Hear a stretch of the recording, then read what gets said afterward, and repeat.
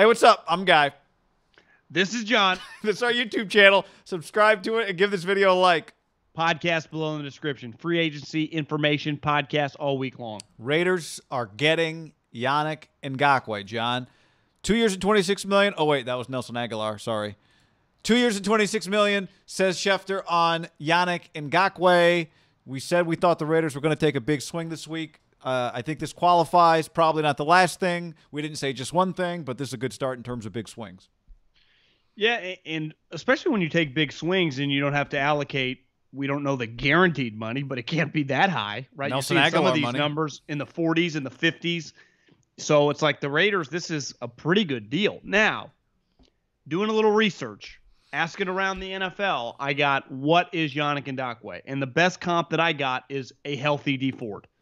And remember, a healthy D Ford that last year with the Chiefs when they lost to the Patriots in the AFC Championship game, 13 sacks, Pro Bowl, and was good enough to get franchise tagged and traded for a second-round pick. Now, his body has left him, but that player was a speed pass rusher.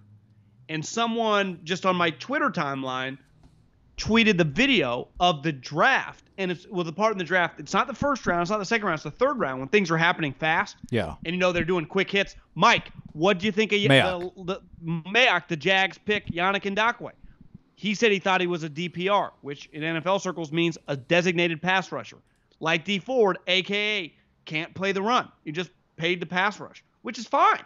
But the key with a DPR, like when the Niners got D Ford, now he got hurt a lot, but when he's on the field, you can just ask him to pass rush. That they are speed rushers. They don't have power.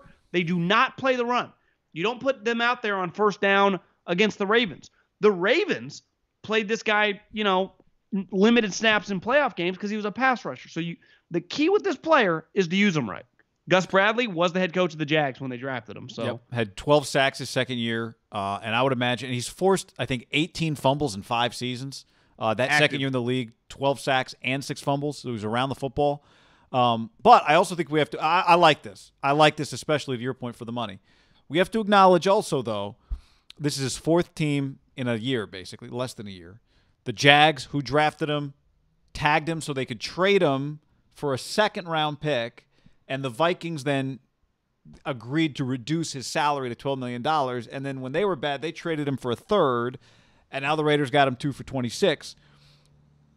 Feels like a lifetime ago, but remember, he was like going to refuse to play for the Jags. He wasn't going to sign there. Remember, it got kind of ugly. No, that's right. I'm just saying, so then he went to the Vikings for whatever reason. Obviously, they were bad. They moved off him, but they clearly didn't go, all right, I know we're bad this year, but this is the type of player we need to have here for years to come because we want to be good.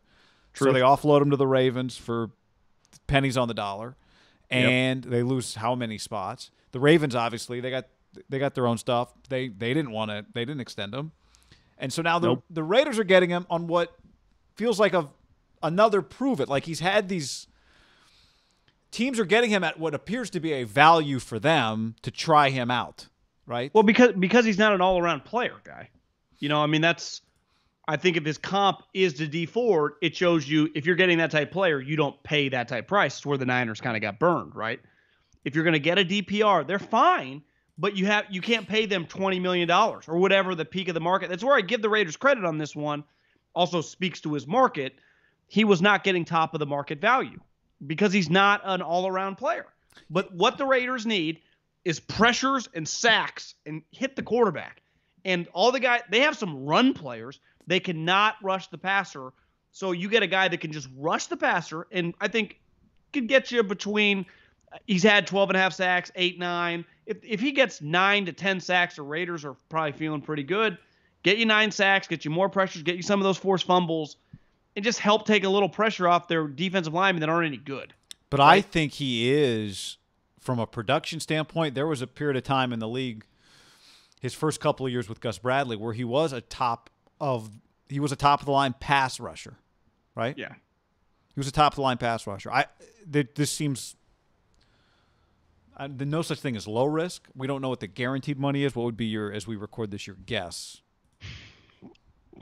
2 years, 26 is the number. 18 to 20, maybe. Yeah, it's not very much money, which would be fine. They need this. But just like the Niners when they got D Ford, they needed that. But if D Ford was the best player on their defensive line, that wasn't going to be good enough. Now, as it turned out, D Ford wasn't good enough because he got hurt. This is only part of the puzzle here. Is the point. What I think what they really lack on defense, Guy, is team speed. That's at linebacker and defensive line. Their front seven plays slow. Their front four doesn't. It's just sometimes you can watch a whole game and not feel their presence at all. And their linebackers were atrocious. So to me, you draft a middle linebacker, you get Yannick. All of a sudden, you got some more speed to go with. They've invested a lot on this defense, right? I know it's a terrible defense, but the amount of picks they've drafted, first and second rounders in the defensive backfield, a first-round safety, a top 5 pass rusher. They've invested a lot. They just need to put some pieces around them and hopefully, like, their presence, nail the first-round linebacker. Yannick produces for them. It just raises everyone's level. I know another name out there like Richard Sherman. You get a veteran to help these guys out, and you could just go from an all-time terrible defense to maybe like, oh, they're functional. They're in the top. Even if they're 20 to 15, instead of being like 32nd, you have a top 10 offense. All of a sudden, you're competing to make the playoffs, right? Here, let me show you something, John. I know you should be able to see this. Calais Campbell tweeted, Raiders got a real one as a retweet of Next Gen Stats.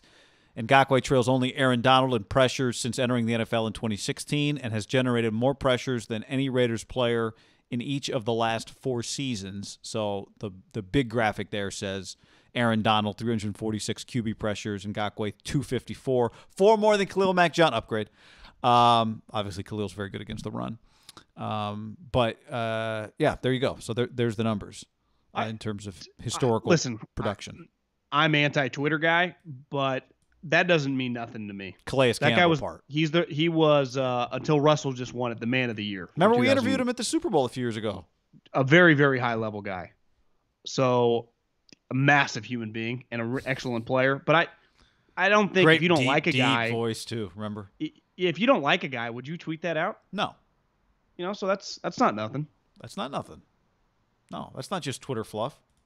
No, but the numbers weren't nothing either. Like the numbers, again, this is where you go, okay, obviously John Gruden had an opinion on him. Obviously Mayock did. But Gus Bradley, this is part of Gus Bradley being there now, right? Now we could argue about how much anything was or wasn't the fault of the previous defensive coordinator versus the coach versus the GM. It's his fault. But they got a new DC. Let's do what this guy wants. He's in charge of the defense. Let's do what he wants on defense. Well, now, it does make sense. And I don't know that they needed him to want to do this, but. No, but I mean, we've seen the Niners who run the Seattle defense. You do need specific pieces in that defense to make it work. And you cannot run the Seattle defense with no pass rush. It does not work. It's a train wreck. If you get a pass rush, you actually can make average DBs look pretty good. You got to get a pass rush. When Seattle was kicking ass, they had like 4 different guys coming from all different angles. And San Diego / LA, where Gus has been the last couple of years, has had moments with Bosa and Melvin Ingram. You're like, God, they're overwhelming the quarterback. Yeah. When you do not rush the passer, though, it's just deep, because you're just playing zone defense. So now I still think you could get another defensive lineman, right? They just need more pass rush. Well, that's the beauty of this deal. It doesn't keep them from – they can still do other things. John's thinking offense deep down. I know we started this Zoom meeting to talk about pass rushers, but I just saw on Twitter that Emmanuel Sanders is going to be in the area visiting the Rams. I thought maybe he could swing by here. We can talk to Emmanuel Sanders. Anybody interested? Well, but see that guys like that, this is where if the Raiders can get like an Aguilar last year, a $3 to $4 to $5 million player, that's where I think a lot of people usually make hay in free agency. The Raiders just did. Yeah. Right? And when you do spend $13 a year, $26 million, there is pressure on Yannick. Like, he needs to have a good season. Because they've paid the last couple of years for high-priced guys, and they just have not delivered for various different reasons. But I do think it's fair to say the pressure on this individual is like 9 to 11 sack range, but it's not even just a box score. It's like when I watch the Raiders, I feel this guy's presence. Yep.